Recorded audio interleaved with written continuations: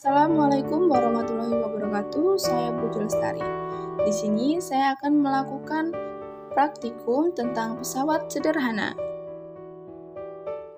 Tujuan praktikum yang pertama untuk mengetahui prinsip kerja tuas atau pengungkit, dan yang kedua untuk membuktikan bahwa tuas dapat mempermudah mengangkat suatu benda. Alat dan bahan yaitu benang, peniti, botol, dan penggaris. C. Kajian teori. Pesawat sederhana adalah alat sederhana yang digunakan untuk mempermudah manusia melakukan usaha. Pesawat sederhana berdasarkan prinsip kerjanya dibedakan menjadi: yang pertama, tuas atau pengungkit. Tuas adalah alat yang digunakan untuk mengungkit benda yang berat. Tuas atau pengungkit dapat berupa kayu atau besi panjang yang diberi gaya pada satu sisinya. Menurut Muslimin dan kawan-kawan, pada dasarnya sistem kerja sebuah tuas terdiri dari beban, titik tumpu, dan kuasa.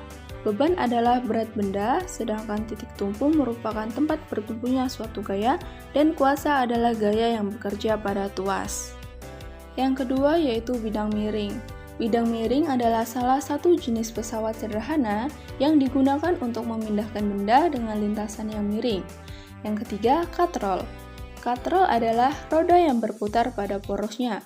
Berdasarkan cara kerjanya, katrol merupakan jenis pengungkit karena memiliki titik tumpu, kuasa, dan beban. Dan yang keempat, roda berporos. Roda berporos adalah roda yang dihubungkan dengan sebuah poros yang dapat berputar bersama-sama. D. Cara kerja. Yang pertama, siapkan semua alat dan bahan. 2. Ikat benang di kedua sisi penggaris berjarak 1 cm dari ujung penggaris. 3. Gantungkan 1 buah peniti di bagian titik kuasa dan 3 buah peniti di titik beban. 4. Letakkan penggaris ke titik tumpu dan amati apa yang terjadi. 5. Tambahkan 2 buah peniti di bagian titik beban. 6. Kemudian ubah jumlah peniti di titik beban yang awalnya 5 buah peniti menjadi 4 buah peniti, dan di titik kuasa menjadi 3 buah peniti.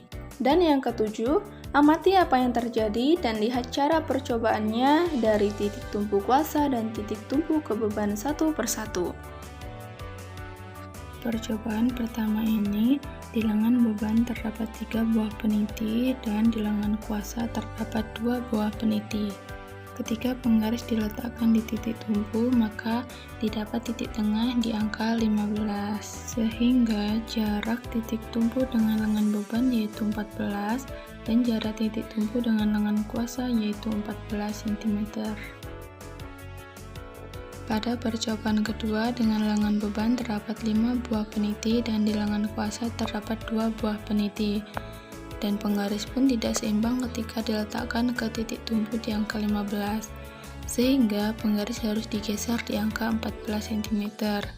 Maka didapat jarak antara titik tumpu dengan lengan beban yaitu 13 cm dan jarak antara titik tumpu dengan lengan kuasa yaitu 15 cm, dan titik tumpunya berada di angka 14 cm.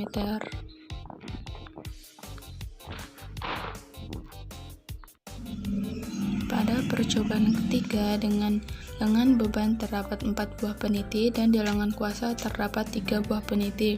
Dari situ didapat penggaris mengalami keseimbangan di titik tengah yaitu 15 cm, sehingga jarak titik tumpu dengan lengan beban dan lengan kuasa sama yaitu berjarak 14 cm.